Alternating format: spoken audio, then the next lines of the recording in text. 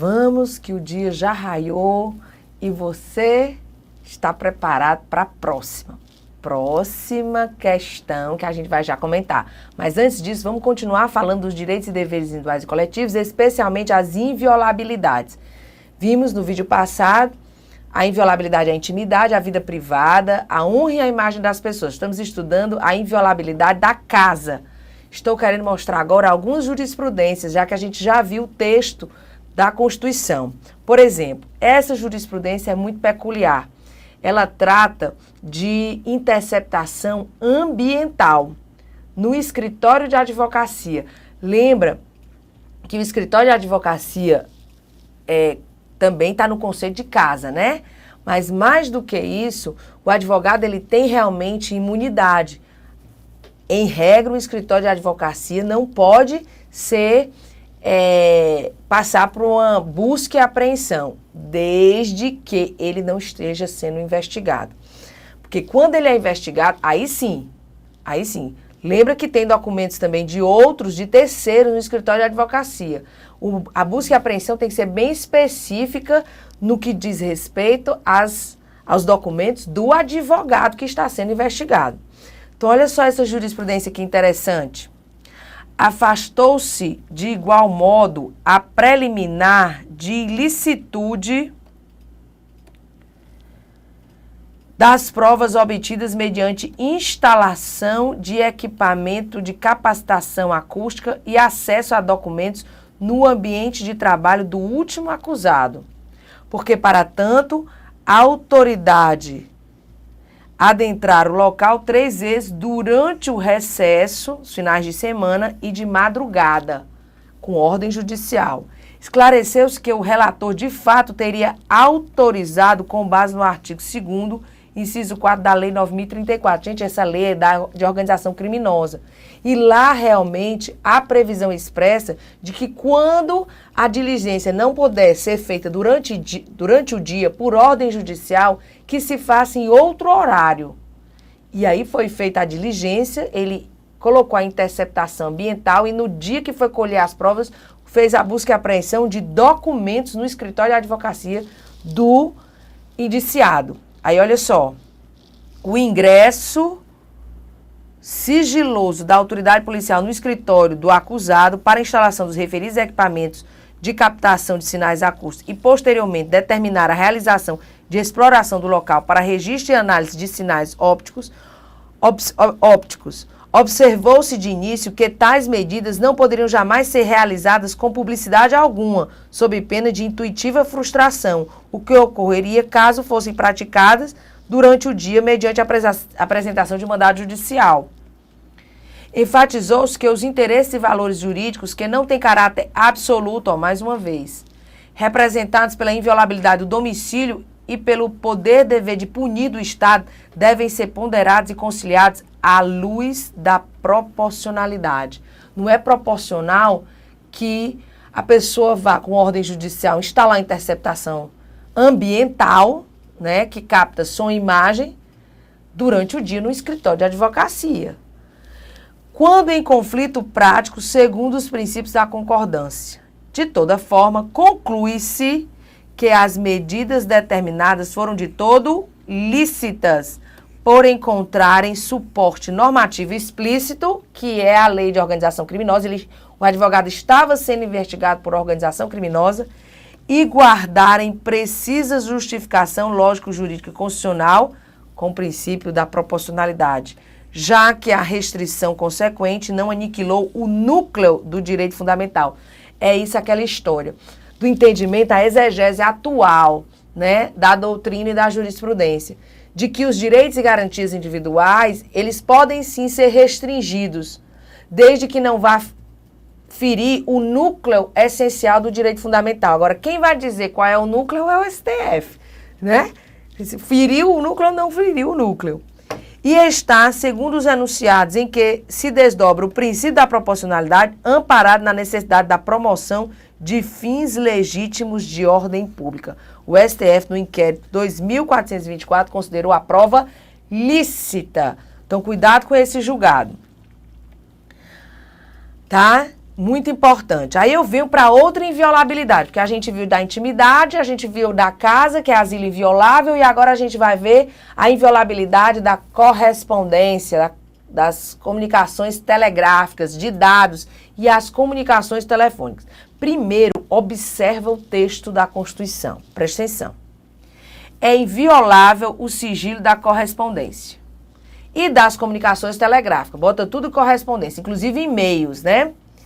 De dados e das comunicações telefônicas, salvo no último caso, por ordem judicial, nas hipóteses e na forma que a lei estabelecer para fins de investigação criminal ou instrução processual penal. Gente, vamos chegar à conclusão que a Constituição protegeu aqui 3 bens: a correspondência, dados, e aqui dados, eu estou falando de dados fiscais, da Receita, dados bancários, né? Quando você pede os dados daquela conta bancária, e dados telefônicos, que você pede informações sobre aquela linha telefônica. Tudo bem.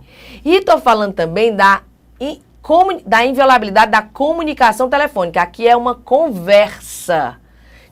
Comunicação telefônica é diferente de dados telefônicos.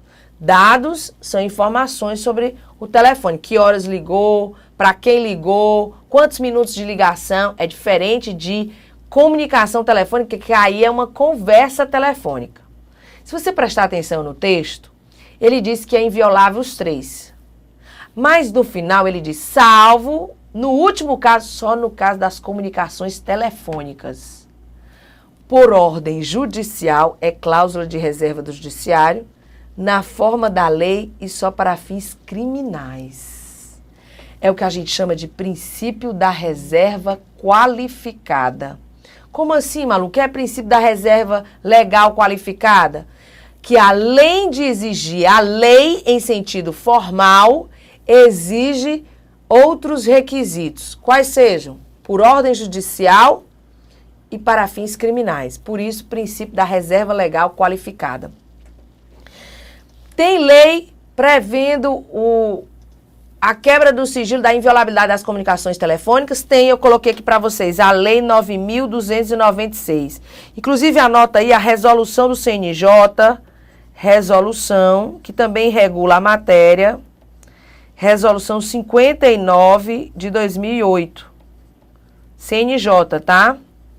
Se quiser acrescentar aí nos seus estudos, seria interessante.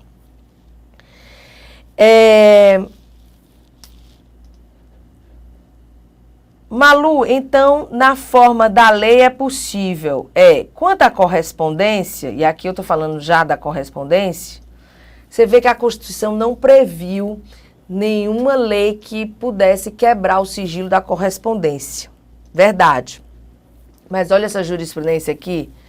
A administração penitenciária, com fundamento em razões de segurança pública, de disciplina prisional ou de preservação da ordem jurídica, pode, sempre excepcionalmente, e isso está previsto na LEP, na Lei de Execuções Penais, que pode sim ser quebrado o sigilo da correspondência. A norma infraconstitucional prevê e a jurisprudência corroborou o entendimento.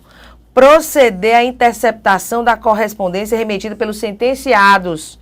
Eis que a cláusula tutelar da inviolabilidade do sigilo epistolar não pode constituir instrumento de salvaguarda de práticas ilícitas. Então, embora a Constituição não preveja a possibilidade da quebra do sigilo da correspondência, a jurisprudência e a lei pode, inclusive a jurisprudência corroborando o entendimento legal, pode sim haver a quebra do sigilo em situações excepcionais, né? Em situações excepcionais. Mas a Constituição realmente não previu a possibilidade da quebra do sigilo.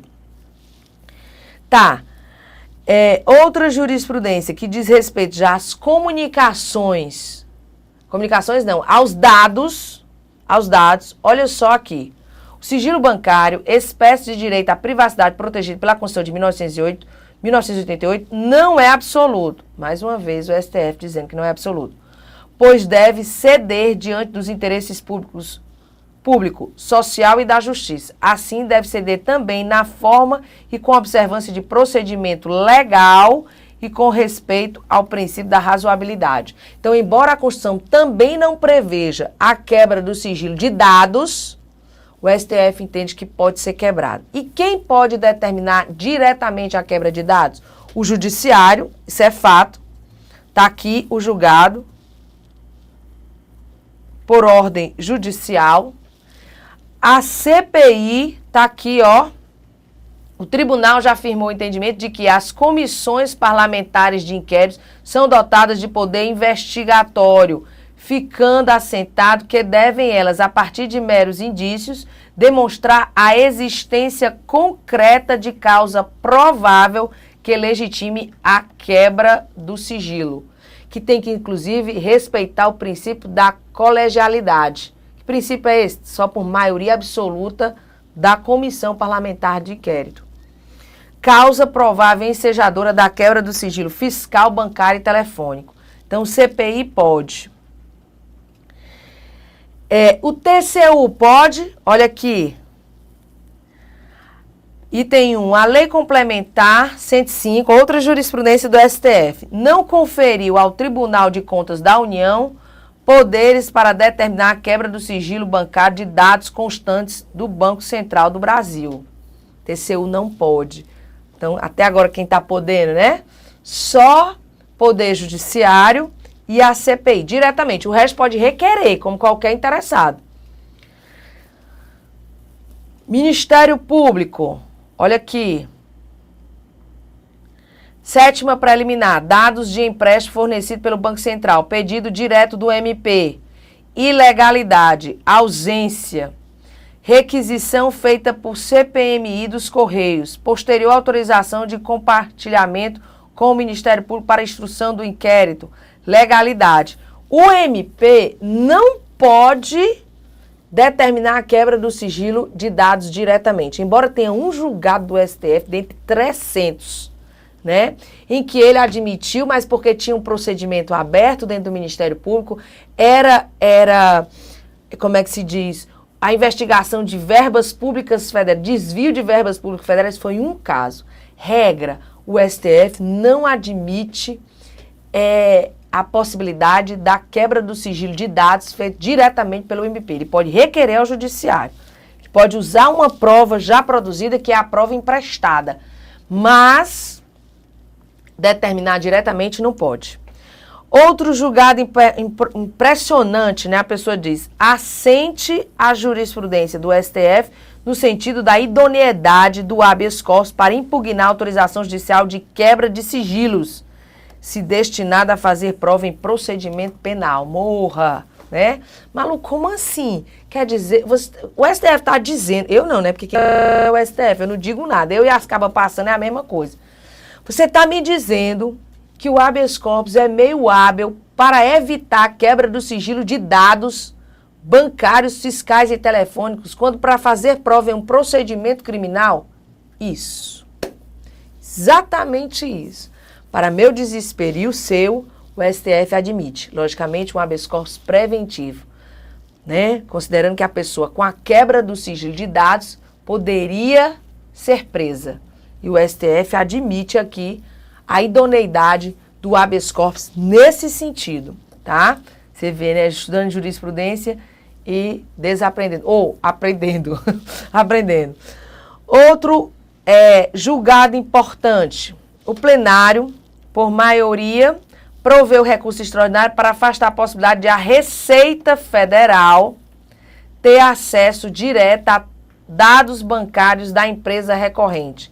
Na espécie, questionavam-se disposições legais que autorizariam a requisição e a utilização de informações bancárias pela referida entidade, diretamente às instituições financeiras, para instauração e instrução de processo administrativo fiscal. Quem dá essa possibilidade da Receita quebrar o sigilo de dados bancários é a Lei Complementar 105, que está sendo questionada no STF. Aqui o caso foi um recurso extraordinário. Perceba que foi um recurso extraordinário. Não tem efeito vinculante. mas já posiciona o entendimento do STF no sentido de que ele não admite que a quebra do sigilo de dados bancários seja feita diretamente pela Receita Federal. Tá? Isso aqui para uma questão da área fiscal seria interessante. Prova emprestada, possibilidade. Olha só, dados obtidos em inquérito policial, uso em procedimento administrativo disciplinar. Entenda, não é possível a quebra do sigilo, tá? Aliás, no caso, aqui é interceptação telefônica, é isso? É, interceptação telefônica. Que aí, interceptação telefônica, gente, envolve o quê? Por ordem judicial, na forma da lei, só para fins criminais. Então, não pode, por exemplo, num procedimento administrativo disciplinar, que é aquele, que é o PAD, conhecido PAD, que o servidor pode sofrer, não pode determinar-se a quebra da comunicação telefônica. E quando eu falo de comunicação telefônica, eu estou falando de ordem judicial, na forma da lei 9.296, tá? De 96. E estou falando de duas pessoas que não sabem que está sendo gravado e uma terceira por ordem judicial gravando essa conversa, que é a chamada interceptação telefônica. Tá, aí olha só o que acontece. Regra, não pode determinar a quebra da comunicação telefônica em um PAD, mas dados obtidos em inquérito policial, uso em procedimento administrativo disciplinar. A quebra foi determinada no inquérito contra outros servidores cujos eventuais ilícitos administrativos teria despontado a colheita dessa prova. Admissibilidade. É a chamada prova emprestada. Pode sim ser aberto um procedimento administrativo disciplinar, inclusive para penalizar outros servidores com base numa interceptação telefônica quebrada em um inquérito policial, chamada prova emprestada. Então, inquérito 2424. Esse inquérito 2424 dá para tirar várias coisas dele, viu? É muito importante. Eu quero aqui, outra jurisprudência, essa aqui que é importante. O presente caso versa sobre gravação de conversa telefônica por um interlocutor sem o conhecimento do outro. Isto é, a denominada gravação telefônica ou gravação clandestina, que Alexandre de Moraes chama de gravação subreptícia. Já pensou na sua prova? Gravação subreptícia. O que é que você vai pensar, né? A pessoa vai dizer, eu rezo, maluco. Mas isso é gravação telefônica. É diferente de interceptação? É. Porque a gravação telefônica, ela é feita pela própria pessoa que sabe que está sendo gravado. Hoje é um perigo, você não pode dizer mais nada, que tem até caneta espiã. Então, enfim, essa gravação clandestina, ela não foi feita na forma da lei, por ordem judicial. Você mesmo está gravando. A gente sabe que lá no artigo 5º, pega aí o inciso 56... 66 não, 56, no próprio artigo 5º, pega aí pra gente não ter que ir até lá. Se 56, ele diz o seguinte: são inadmissíveis no processo as provas obtidas por meios ilícitos. Gente, esse é o posicionamento da Constituição. São inadmissíveis no processo as provas obtidas por meios ilícitos. A gravação clandestina é um meio, entre aspas, ilícito, porque não é na forma da lei. Antigamente, o STF tinha isso com algumas exceções. Por exemplo, podia sim se fosse para a defesa, podia sim se, por exemplo, o servidor tivesse infringindo a improbidade administrativa, tivesse violado a moralidade administrativa, aliás, aí poderia sim. Então, cada caso ele começou a relativizar. Ele relativizou tanto que passou a ser a regra. Olha esse julgado aqui, presta atenção. O presente caso versa sobre gravação de conversa telefônica por um interlocutor sem o conhecimento do outro. Eu estou gravando uma conversa entre eu e você. Isto é, a denominada gravação telefônica, que não é interceptação telefônica, ou gravação clandestina. Entendimento do STF no sentido da licitude da prova, desde que não haja causa legal específica de sigilo nem reserva de conversação. Repercussão geral da matéria, ordem denegada. Olha esse HC, tá? Muito importante ele, tá? Inclusive, no artigo 154 do Estatuto da Ordem,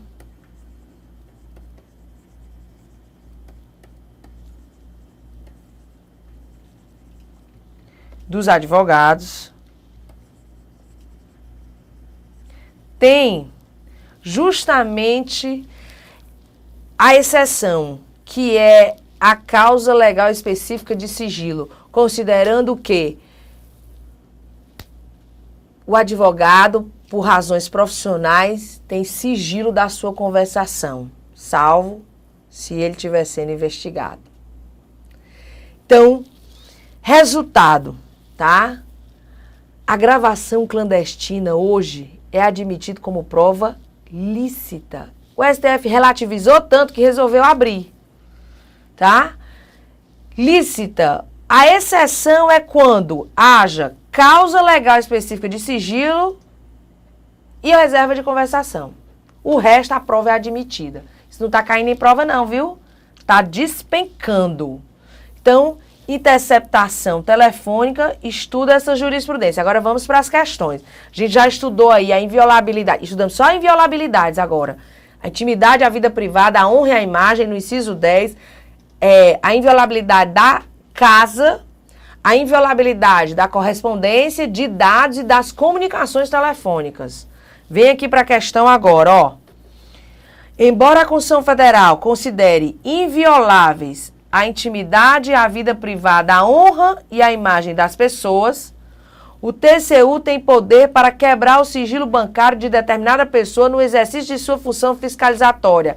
Errado, nós vimos a jurisprudência onde o STF não admite a quebra do sigilo bancário por parte do TCU. Quem pode é CPI e o próprio Judiciário. Vem a questão 27 agora. Para o STF, habeas corpus não é medida idônea para impugnar a decisão judicial que autoriza a quebra do sigilo bancário e fiscal em procedimento criminal, visto que não decorre constrangimento à liberdade da pessoa investigada. Errado. A gente viu a jurisprudência. É meio idôneo. Sabe aquela jurisprudência que a gente comentou? Pronto. Tá aí ela, bonitinha. Errado porque é medida idônea para impugnação de decisão judicial que autoriza a quebra do sigilo bancário para fazer prova em procedimento criminal. Morra, né?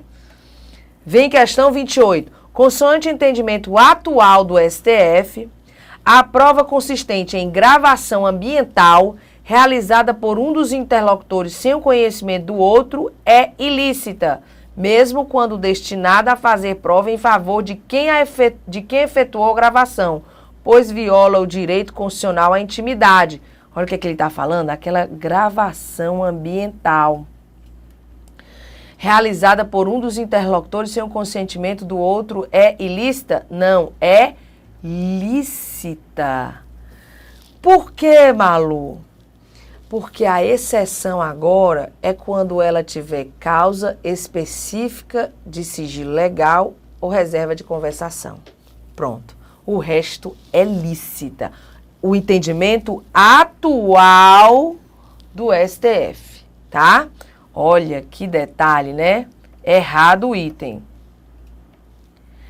Questão 29. A inviolabilidade do domicílio abrange qualquer compartimento habitado onde alguém exerce profissão ou atividades pessoais, podendo, por exemplo, ser um trailer, um barco ou um aposento de habitação coletiva. Certíssimo. Certo isso? Nós vimos o conceito de casa que ele utiliza, inclusive, o artigo 150 do Código Penal. Vem aqui para a questão 30. A possibilidade de determinação da quebra do sigilo bancário e fiscal encontra-se no âmbito dos poderes de investigação das comissões parlamentares de inquérito. Certíssimo. Encontra-se. Lembrando o princípio da colegialidade. Que é isso, Malu? Que tem que ser por maioria absoluta do colegiado, da comissão. Não pode o presidente da comissão determinar a quebra do sigilo, tá? De dados.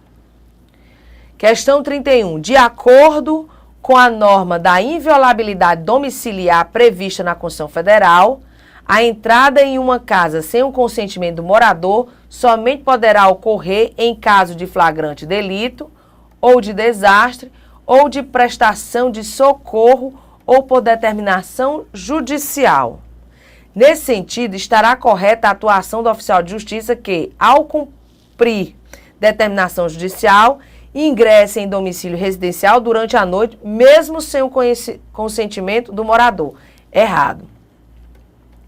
Considerando que, de acordo com a norma da inviolabilidade domiciliar prevista na Constituição, a entrada em uma casa sem o consentimento do morador somente poderá ocorrer em flagrante delito ou desastre ou de prestação de socorro ou por determinação judicial. Só que por determinação judicial só durante o dia. E o oficial de justiça, quando ele vai a uma... E ele diz, ao cumprir determinação judicial, ele também está submetido a essa regra da inviolabilidade. Então, errado o item. Questão 32. A conversa telefônica gravada por um dos interlocutores não é considerada interceptação telefônica. Verdade. Olha aqui a diferença entre interceptação telefônica e gravação telefônica. Pelo amor de Deus. Vou até botar um bonequinho aqui, ó. A interceptação telefônica envolve duas pessoas, vou botar um homem e uma mulher para ninguém se chagar, sendo interceptado por uma terceira, por ordem judicial, na forma da lei, só para fins criminais. Reserva legal absoluta. A gravação telefônica ou clandestina, ela é entre duas pessoas. Essa está gravando, tá? É a gravação subreptícia. Então, a conversa telefônica gravada por um dos interlocutores não é considerada interceptação telefônica. Não é mesmo, porque é gravação clandestina, tá? Boa esse item, hein? Pequenininho, mas dá para se emocionar, hein? A pessoa se emociona e erra, né? A pessoa diz assim, eu sei. Gente, porque quando você sabe uma questão, você se treme todinho, vamos combinar. Aí se emociona e erra, né? Esse é o problema. Questão 33. Um servidor público gravou por conta própria conversa telefônica em que um empresário lhe oferecia indevidamente quantia em dinheiro em troca da obtenção de facilidades em procedimento licitatório. Oh, esse julgado foi maravilhoso. Munido dessa evidência, o servidor público representou o Ministério Público. Acabou aquela história de apresentar uma gravação clandestina só em caso de defesa. Aqui ele está acusando o empresário. Nessa situação hipotética, apesar de o servidor público não ter autorização judicial para realizar a gravação, a prova gerada é considerada lícita, conforme a jurisprudência do STF. Exatamente. Presta atenção. Gravou por conta própria conversa telefônica que o empresário lhe oferecia indevidamente quantia em dinheiro em troca de obtenção de facilidades em procedimento licitatório. Ele vai acusar o empresário. Mesmo assim, se ela não tem causa específica de sigilo, não é reserva de conversação, a prova, segundo o STF, é admitida como lícita. Gente, não está caindo não, hein? Está despencando. A interceptação telefônica, considerada na doutrina pátria sinônimo de quebra do sigilo telefônico, configura matéria sujeita à reserva jurisdicional. Sim. E por quê, Malu? Porque é cláusula de reserva do judiciário. Só o judiciário pode. É o que está no artigo 5º, inciso 12, a última parte. É juridicamente possível a requisição diretamente pelo Ministério Público de informações bancárias de cidadãos brasileiros, dada a inexistência de proteção constitucional específica do sigilo bancário. Errado. A quebra do sigilo das informações bancárias pode ser pelo judiciário ou pela CPI. O Ministério Público pode requerer ao judiciário e ele determinar. Errado o item.